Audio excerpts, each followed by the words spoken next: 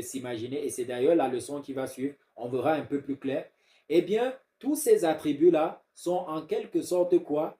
Les différentes manifestations d'une seule et même essence d'Allah subhanahu wa ta'ala. C'est pas comme si dans l'essence d'Allah subhanahu wa ta'ala, il y avait un petit bout qui est quoi? Qui indique en fait quoi? La connaissance, un petit bout qui indique quoi? La puissance, un petit bout qui en fait indique quoi? Par exemple, la capacité de voir ou alors la capacité d'entendre. Non, l'essence d'Allah subhanahu wa ta'ala, eh bien, n'est pas composée, n'est pas constituée de l'intérieur comme le pensent certains sunnites et les Asha'ira précisément.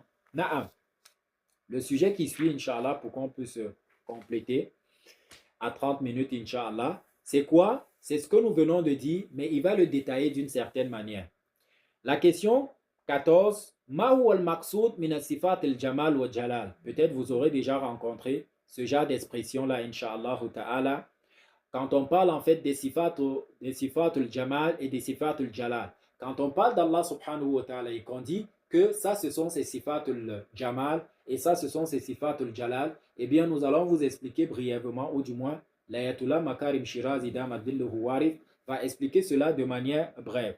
Sifatullah ta'ala tuqassam ila qismain adatan. Alors les attributs d'Allah subhanahu wa ta'ala sont généralement divisés en deux parties. Sifatu zat ou sifatu fil. Alors généralement on divise ou alors on catégorise en fait quoi? Les attributs d'Allah subhanahu wa ta'ala en deux grands groupes, en deux grandes parties. On a les attributs de l'essence, sifatu zat, et on a les sifatul fil. On a en fait les attributs qui découlent de quoi? De l'action. Vous comprendrez mieux, Inch'Allah. Ou alors on va expliquer cela pour que ce soit assez clair pour la suite. Alors quand on parle de sifatu zat, ce sont en fait des attributs d'une certaine manière qui sont visibles sans avoir besoin d'une quelconque action. C'est-à-dire que on dit de l'essence d'Allah subhanahu wa ta'ala qu'elle est quoi? Qu'elle est al-alim.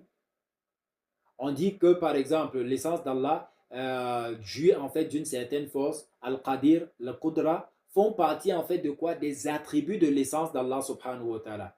Mais les autres attributs, comme il va nous le citer, ce sont des attributs qu'on attribue à Allah subhanahu wa ta'ala après qu'il ait posé en fait quoi? Une action.